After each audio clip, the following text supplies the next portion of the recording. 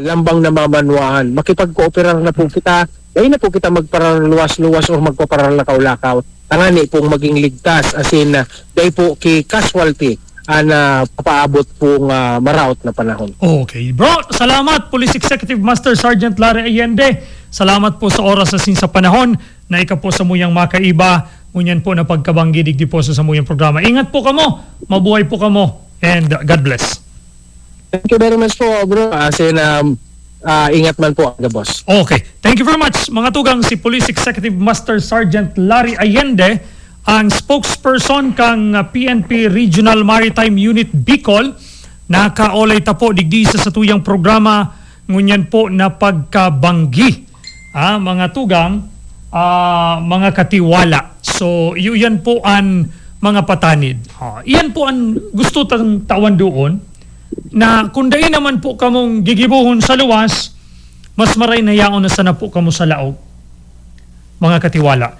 Igwang pangapudan, si Mayor Buboy Kua kan Katanduanes, mga katiwala.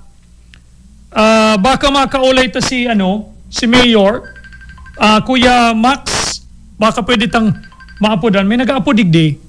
Si Sening nag-aapod. May nag-aapod man dyan? Wala dyan nag-aapod? May nag-aapod pa na digdi ako. Bako, Rolando Serrano. Baka nag-aapod din dyan sa imo, Max? Yaon dyan? Yun nagtatanog kaya digdi. So, baka tautod maapodan ta si Mayor Buboy Kua kan Katanduanes. Uni po, sabi niya digdi. To everyone outside of province, please also hear our call. Look out for Katanduanes. Sa mahabang gabi na ito, inaasahan ang pagkawala ng signal bukod sa kuryente. Ganon din ang malaking pinsala dulot ng Super Typhoon Pipito sa aming komunidad at sa buong isla. Kailangan namin ang inyong tulong. We are asking for your continued prayer. Most importantly, we pray you do not forget about Katanduanes.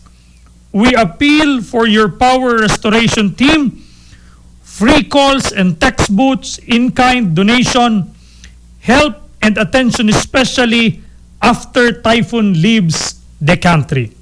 Diyos na po ang magbalo sa Indo. Mag-ingat po tayong lahat.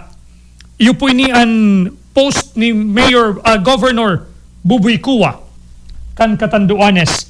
Baka makaulay ko si Governor Kua kan Katanduanes, mga tugang taod-taod lang po, mga katiwala.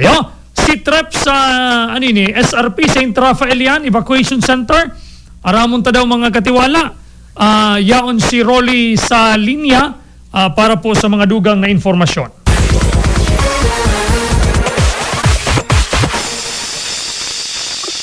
Yes, paray na pagbanggit ng katiwalang din, siliman sa gabos sa mga palantabay sa mga dugang panyatong informasyon uyaan situation report kang evacuation center sa St. Raphael Rectory o dyan sa kumbento kan St. Raphael. Basado sa informasyon kan Parish Commission on Social Concerns ang mga yaon dandabi katiwalang dyan sa kumbento kan parokya ang hali sa mga barangay kan Victory Village 27 asin 28 kasabay ang San Roque, Pigkali asin Orsite. Ang naka-evacuar ngunyan tabi katiwalang dens basado sa datos na itinausa sa tuya as of kasubagong hapon ini, igwanin 26 na pamilya kung saan may 29 mga adult female asin 12 adult male. Nakalistaman sa nasabing datos ang anom na infant asin 17 mga aki na nag-iedad na 2 anyos sundong 12 anyos, mantang ang mga jóvenes nakapagdala ang evacuation center dyan sa St. Raphael anin 10 youth nag-iedad 13 anyos as hasta 18 anyos. Mantang 42 ang naitala na adult o ining adult tabi katuwalang dance na nag-iedad na 18 sundong 50 anyos. May 5 PWDs, may 9 na senior citizens, asin may 7 nagpapadudo na mga ina. Masado sa informasyon tabi mga katiwala and katiwalang dance ang mga nakalista o nagpaabot tabi kan kalistahan na ini pinaglilimitaran sa naman ang pag-ako o pag-resibi ka ining mga gustong magdiyan sa St. Rafael dahil naman tabi tayo pinaglilikay man kan parokya ang mga maibakwar sa peligro na pwedeng darahon kung maglangkaw nin tubig. Ang mga initabi palang katiwalang densya on dyan sa second floor kang pastoral center kung saan duman ini naka-house na mga evacuees na ini. Dahilan tabi ka ni Dens, dahilan ka ini nakaposisyon naman ang mga evacuees na ini po pagkasubagong hapon asin sa mga oras na ini na dahil naman nga pinagtutugutan na magluwas pa dara naman kan pag-implementar kang curfew digdi sa tuyang lugar. Yan mga David Dance ang situational report alit digdi sa St. Rafael Rectory Evacuation Center para sa tuyang padagos na special coverage kan Bantay Pipito para sa Veritas Legazpi, Rolly Serrano Katiwala sa katotoohan. Veritas Katiwala Patrol News Report. Salamat, Rolly, sa mga dagdag na istorya. Sige po, mga tugang. Oy, aram po nindo, bako sa na mga eskwelahan, bako sa na mga pribadong harong, bako sa na mga private or mga government facilities ang evacuation centers, mga katiwala, kundi pagi pong mga simbahan. Sa presente, sa digdi po sa satuyang diocese, iguana po nina sa 896 families. Anyaon po sa maniba-ibang mga parishes and seminary, digdi po mga tugang sa bilog na Bicol, bilog na diocese kan Legazpi, mga katiwala. So taod-taod po, babasahon ko saro-saro yan. Ang mga update na yan or ang bilang na yan, mga tugang, digdi po yan sa satuyang programa, mga tugang. Pero bago ang kabos, konta mo ng linya ni Katiwalang Jam Mendoza.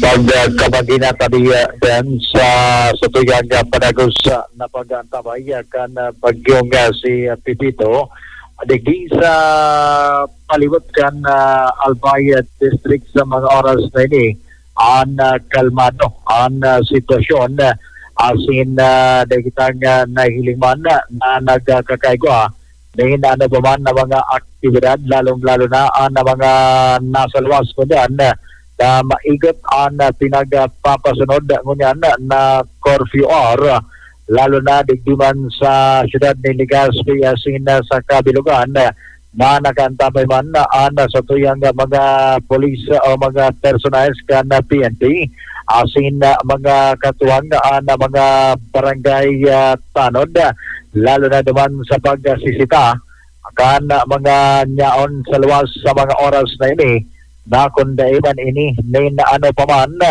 na o yan ang importanteng tumanon asin pinag-asikaso ini ang pinag-abisuhan na magbalik naman na sa singgang residensya o kung saan man na evacuation center ini nakadagos ini para malikay naman ang posibleng pagsasamantalaman kan ibang mga persona na kung saan duman sa mga harong maigotan na pagbabantay kan mga barangay tanod lalong-lalo na sa mga binayaan na mga harong na nagkaiguan nin pag-evacuar na mga ini kaya digdi pinaghigitan man ang pag-roronda lalong-lalo sa mga barangay asin iba pang mga evacuation centers kunya na pagkabangi na kung saan ang kamugtakan kan panahon medyo kalmado man sa mga oras na ini.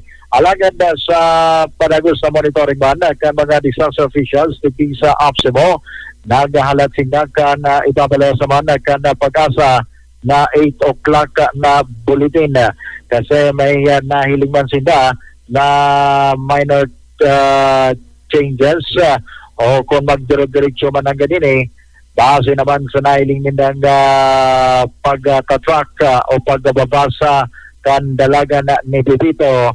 So mas magayon na mailing na nila mailuwas ka na pag-asa ang bulletin niya na pagka-pagi tanganing talagang mailing nila ang accurate na mga o yan ang dalagan lalo na ka na tracking kay niya si Pipito nahiling tabi katiwalang din sa medyo diit na pagtukal kan bagyong Pipito lalo na igdiman sa probinsya ni Albay.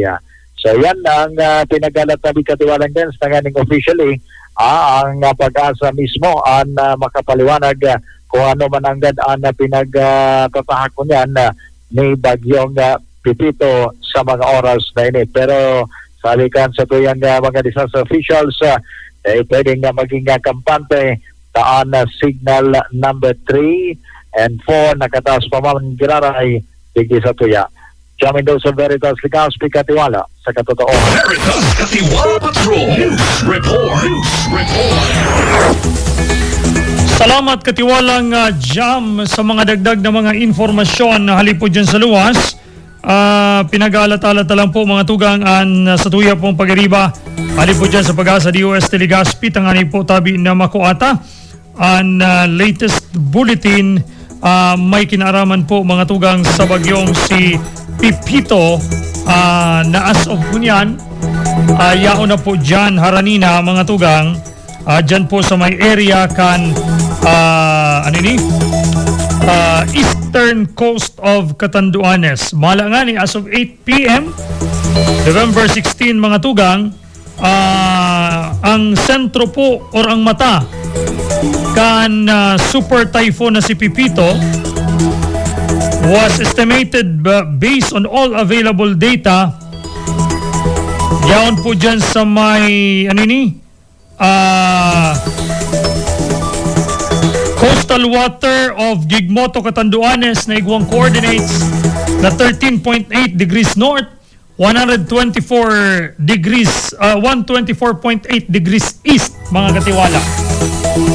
Ang maximum sustained wind nasa 195 km per hour near the center and gustiness up to 240 km mga katiwala. Sa iya pong hiro northwestward at 20 km per hour. So iya po yan tabi mga tugang. Sa tuya po tabi na binabantayan ngunyan. Ready po yan sa tuya pong lokalidad. Sige, oy, kumusta ang tamo na? Kasabay po kan sa tuya nagpapadagos po na coverage. Ang sitwasyon po, as in, igwa na bang mga lugar, digdi po sa Albay na pinagputulan na para mientras dahil po kan bagyong ini. Ang supply kan kuryente, and ano po ang patanid kan Aleco. Yaon po sa linya ang spokesperson kan Albay Electric Cooperative mga katiwala, si Miss Ange Galero, para po makaolay tadigdi sa tuyang programa ngunya na pagkabanggi. Ma'am Ange, maray na banggi po tabi and welcome po sa Radio Veritas Legazpi. Yes, good evening po, Sir Dens. Good evening po sa mga paradangog. Enot, salamat tabi sa oras asin giraray sa pagkakataon na ika po makaiba mi ang ngunya na pagkabanggi. Kumusta po tabi so far ngunya na sa tuyang mga power lines digdi po sa Albay? Ngunya na kumbaga pinag-aandaman ta ang bagyong si Pipito na maka-apekto man po. Yes, opo, when it comes to our power supply digdi po sa mga coverage areas under the province of Albay, as is pa rin po ang operation and supply kan kuryente sa iba-ibang parte kan probinsya. But kasi bago po na-mentionar mo, ining mga lugar na posible or talagang nawalan ng supply kan kuryente, yes po, igwa na po kita ng mga areas, particularly ning all feeders po kan Tabaco substation and all feeders of Malinao substation. NGCP trip off na po ini na pig-implementar because of the effect na namamatian ta because of Typhoon Pipito. Okay, kumbaga kasubago pa po ini, Ma'am Ange, na cut off mo na so kuryente. Kamagan sir, medyo bako kaya malinaw. Oo. Oo. Kuya Max, pakiayos daw, medyo bako malino, dahil ako naintindihan ni Ma'am Ange. Ma'am, anong oras po inipig cut na mga supply na ini po dyan sa may area ng naunambitan po? Ini pong Tobacco All Feeders, 7:43 PM, nag-trip off na po ang NGCP, and Malinaw All Feeders, 7:44 PM din po. Okay. So ngunyan ma'am, ano po ang pangapodan or ano ang reminder na lang po siguro kan Aleco sa satuya pong mga member consumers sa tao po kay niong katibaada na ini nadara po ni Pipito? Opo, siguro sir din sa mapasalamat giraray kami sa Radyo Veritas na tinawan kami ng oportunidad na makapaghiras din informasyon. Muyami lang po ipasabot sa mga member consumers na as long as okay pa po ang sa indong areas, continuous lang po ang pag-supply tanin kuryente. But once po na ma-assess ta, or sa muyang team na kinakaipuan na pong i-off mo na para mientras ang supply kang kuryente para dahil makadiskwento, lalo na po ining mga pigbabahang lugar, please consider or give us some consideration and kumbaga pagsabot na din kasi safety po kan gabos ang muyaming ipautob mo niyan. And pagiramdom lang din po sa mga member consumers once po nasa lawas kang harong nindo or sa tinampo after this typhoon, mahiling nindo na may mga fallen wires kita. Dahil po nanggan magkapot kayan basta-basta or dahil magdukot para maiwasan ta po ang kumbaga aksidente in pagkakakuryente. Okay, sige. So, ma'am, salamat po tabi sa oras. Pag may mga announcement po kamo, pwede man po nindong ipaagi sa kuya or sa muya po digdi sa Radyo Veritas Legazpi. Salamat po tabi. From time to time, I'll be updating you po. Salamat po. Thank you very much. Mga tugang, si Miss Ange Galero, ang spokesperson po kan, may nag-apo digdi. Ilingon ta daw. Hello? Hello? Ay, opo. Kuya Max, may nag-upload po digdi.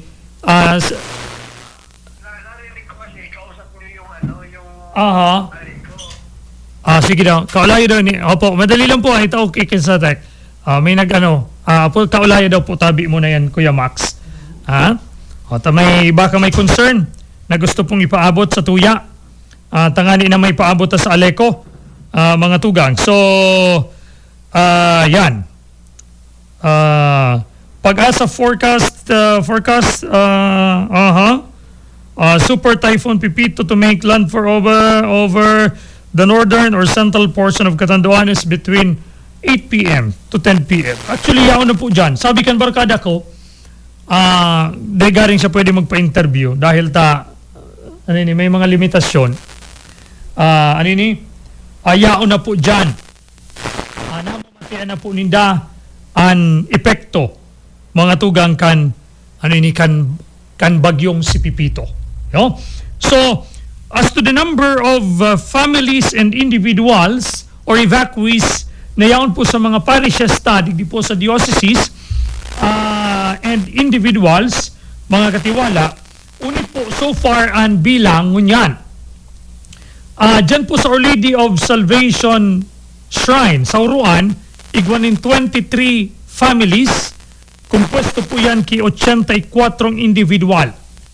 Dyan po sa St. Lawrence de Martyr sa Tiwi, igwa po nin 23 families and 77 individuals. Sa St. Vincent Ferrer Parish, dyan po yan sa San Vicente Tabaco, igwanin 31 families and 96 individual. Sa Our Lady of Mount Carmel sa Malilipot, igwanin 21 families and 61 individuals. Sa St. Rose of Lima Parish, igwanin 36 families. Sa St. Raphael the Archangel Parish sa Legazpi, igwanin 26 families and 83 individual. Sa Santa Florentina Parish sa Rapurapo Albay, igwanin 138 families na igwapunin 340 individuals. Sa San Ramon Nonato, sa Tagas, igwanin 42 families and 144 individuals. Sa St. Roch Parish sa Taysan, igwanin nasa 12 pamilya and 47 individual. Sa St. Gregory, igwanin 186 individual. Sa Our Lady of the Gate Parish, igwanin 12 families, 52 individuals. Our Lady of Salvation Parish sa Anislag, igwanin 32 families, 112 individuals. Sa St. John the Baptist Parish sa Kamalig, igwanin 98 families and kumpuesto po yan in 293 individuals. Sa Mater Salutis College Seminary sa Sipi, igwanin 26 na familia and 105 na individual. Sa St. John the Baptist sa Jubillar, igwanin 17 families. Sa St. Stephen the Proto-Martyr Parish, igwanin 117 families with 465 plus individuals. Sa Our Lady of Salvation sa Piuduran, igwanin 21 families na igwanin 73 individuals.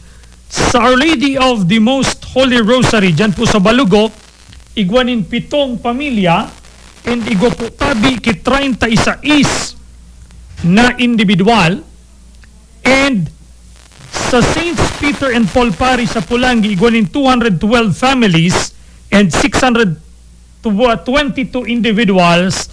And sa St. James the Greater sa Libon, igwanin 2 pamilya asin 10 individual. So matotal, base po yan sa data kan Social Action Center, as of 7 p.m. mga tugang, igwa po ni nasa 896 families ang yaon po sa mga parishes and 2,418 individuals ang yaon po mga tugang dyan po sa mga naunambitan tabi mga katiwala na lokalidad or na mga local church mga tugang digdi po sa satuyang Diyos. Sabi ko nga ni, ang bilog na mga simbahan mga katiwala pinagbuksan para po akomodaron ang gabos na mga maibakwar, ang gabos na mga maapektaran, mga tugang kan bagyo po tabi na si Pipito. Digdi po yan sa satuyang diocese mga katiwala. So, dahil pa siya, try mo daw giraray, maski sa sa telepono, baka pwede tang itry ta giraray, mga katiwala, para po makuha ang ibang mga updates halip po dyan sa luwas. Dyan po sa St. Stephen, dyan po tabi sa sa pag-asa, busy pa? Ang telepono ninda or dahil talaga maapudan? Busy ang telepono. Sige. So, yan po. Taod-taod, mga katiwala, baka makaolay ta. Kundi, try mong maapudan si Ma'am Ladi. Kan CDRRM mo. Pero ma-break mo na lagod kita. Garusarong oras na akong straight. Kakataraham. Ma-break daw muna kitang madali. Standby po tabi kamo ka boss. Mapanagos po kita mga tugang kan sa tuyang coverage. Taod-taod lang po tabi mga katiwala.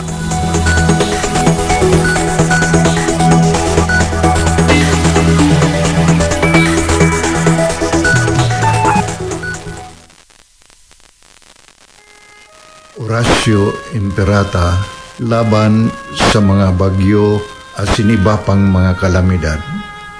Amang makakamhan, iniitaas mi ang samong mga puso sa pagpasalamat, hulikan mga ngangalasan kan sa imong linalang.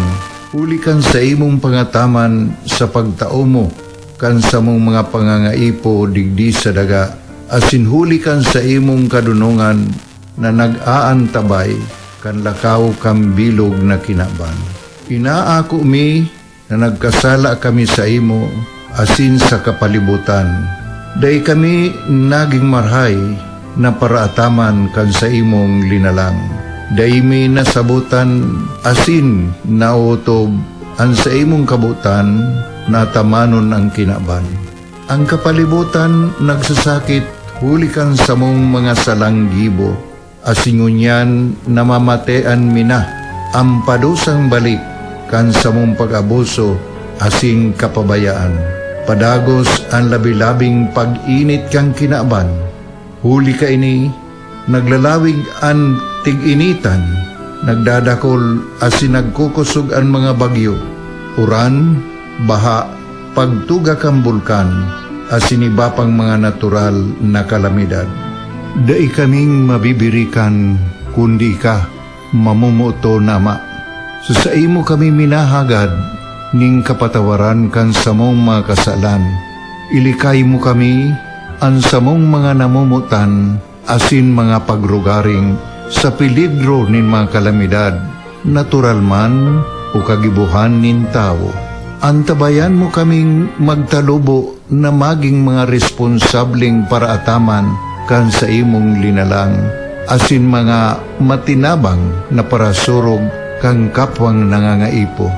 Huli ki Kristo sa mong kaguranan. Nuestra Señora de Salvación, ipamibi mo kami.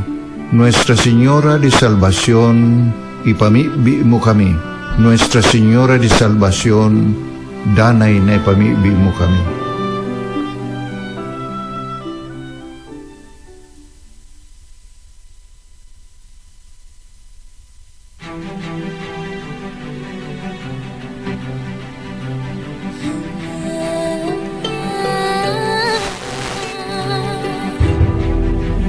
Nagsirang na bagong aga, nagkaantabay na anbanwa. Siradyong sa tong katiwala, sa katotoohan, sa bareta, sa pagtabang sa kapwa.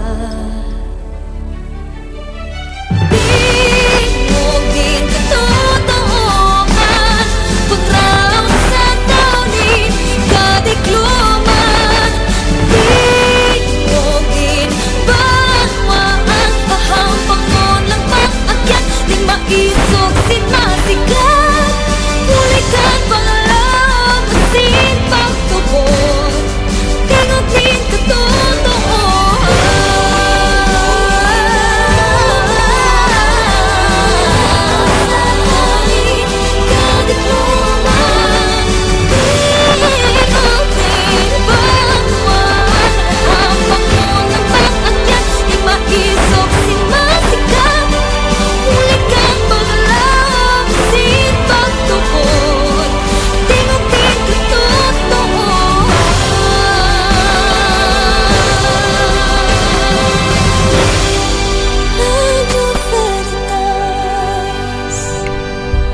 Padagos po kamo nag-aantabay sa Radyo Veritas Legazpi. Ang oras niya to, alas 9:02 ang pagkabanggi.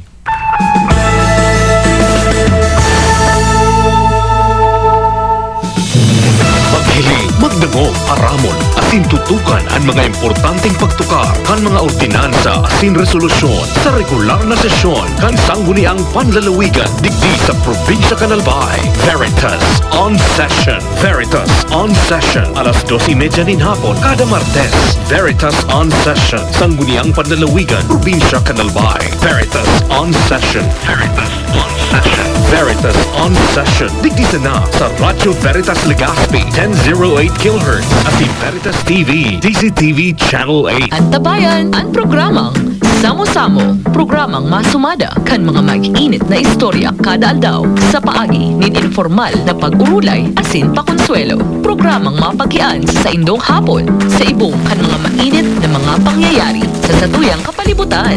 Samo-Samo, madadangog nindo po na alas 5 hasta alas 5:30 an hapon, Lunes hasta Biyernes. Kaiba ang gabos na miyembro kan Radyo Veritas News Department asin mga panig, siring man ang mga imbitadong bisita. Samo-Samo sa Radyo Veritas Legazpi. Samo-Samo sa Veritas Legazpi. Radyo asin TV. Pahalagahan ang inyong kalusugan. Makinig sa Kasangga at Kalusugan. Hatid sa inyo ng Mar Cafe 5-in-1 plus 1 Coffee Mix.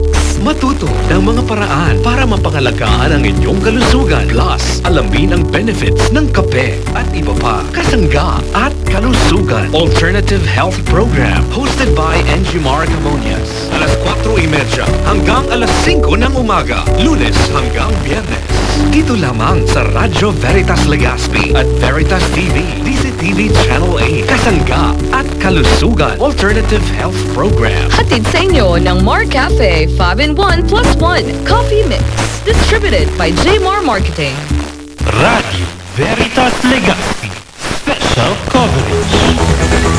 Sige po mga tugang, balik po kita digdi sa tuyang special coverage ngunya na pagkabanggi. Kuhaunta mo ng linya po kan Pag-asa di UST Legazpi para po sa mga sa update kan sa tuya pong kamugtakan kan panahon ngunya na pagkabanggi. Pag-asa Legazpi, good evening po.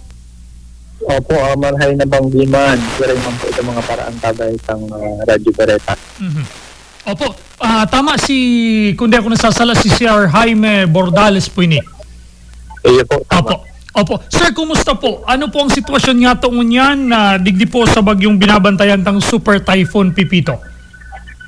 So sa ngunyan po, abang nag-uuron po kita ang sentro ni Bagyong Pipito, nasa munisipyo na po kang Gigmoto dyan sa probinsya kang Catanduanes. So naglansod na po ini. Although daipa totally minatama ang sentro niya o sumata, pero yan po sa area na yan, mas makupusog na po na duros ang namamatayan dyan, siring man itong mga pagburan.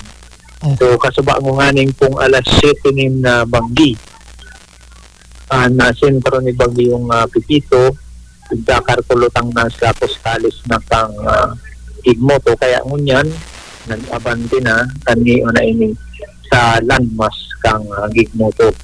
Ang sa iyang maximum sustained winds nasa 195 km per hora magdararay. At in Justines, inaabot sa na rin 40 km per hour. Okay. Hindi po, medyo na ba gusto sa iyang tutumbok na direksyon.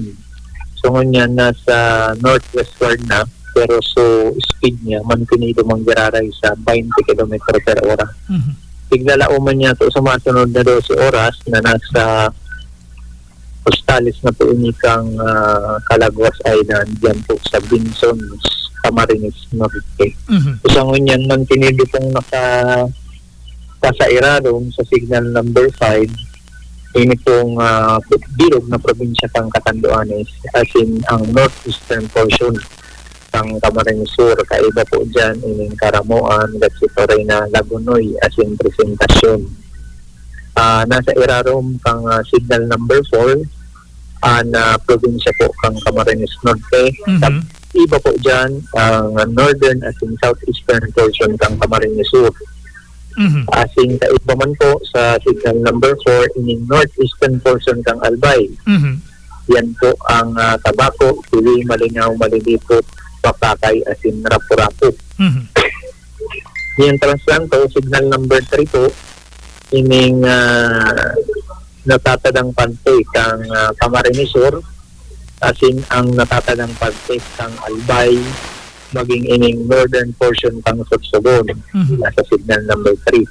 Signal number 2 po, ining mga isla kang Burias at in Bitaw Island dyan sa Masbate, as in itong natatadang pante kang Sorsogon. Signal number 1 Pamanggilaray, ito pong mainland Masbate. Okay. Po. Sige.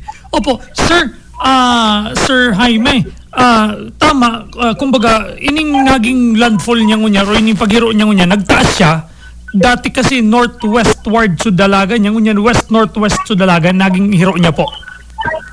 Kasi bago po, west-northwest, ngunyan, northwest na okay. sana. So, naging northwest na lang. Kaya, kumbaga, nagtaas po ini. Tama po Uminangat ako? si Diis. Opo, uminangat. Tama, uminangat po Okay. si Diis. So, sir, sa mga oras na ini, ining namamatayan tangon yan digdi sa Legazpi, basically, iyon na po ini, arog na po kanyang mamamatayan ta po. Ngayon po, dahil nga ni, mas nag-angat sa iyong direksyon, Okay. dahil na kita masubsob duman sa mas makukusog pang duros Okay. duman sa harani sa sentro. Okay, kumbaga, so masasabi ta sir na digdi po sa Albay, kumbaga, lalo na digdi po sa may area kan Legazpi, masasabi ta pong salbado na kita duman sa huma, lalo na sa makusog na epekto po kan bagyong ini. Dahil pa po masabi na salbado dahil sa sangon niya nasa lawas pa lang kita kaining bagyo. Okay. Although dahil kita marani duman sa pinakasentro, pero